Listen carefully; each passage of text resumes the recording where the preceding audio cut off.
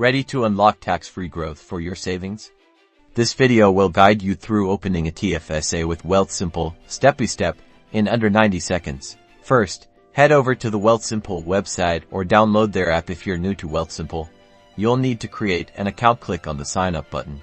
Fill in your personal information, like your email address, a secure password, and confirm you are a Canadian resident. Next, click the Create My Account button. Once your account is created and logged in, you'll be prompted to choose the type of account you want to open. Select TFSA from the options presented. Now, you'll need to complete the TFSA application. This will involve providing your social insurance number (SIN), your date of birth, and other personal details like your address and employment information. After completing the application, you'll need to fund your TFSA. Wealthsimple offers various funding options, such as linking your bank account for easy transfers. Once your account is funded, it's time to choose your investments. Wealthsimple offers a range of options, including stocks, ETFs, and managed portfolios. And that's it.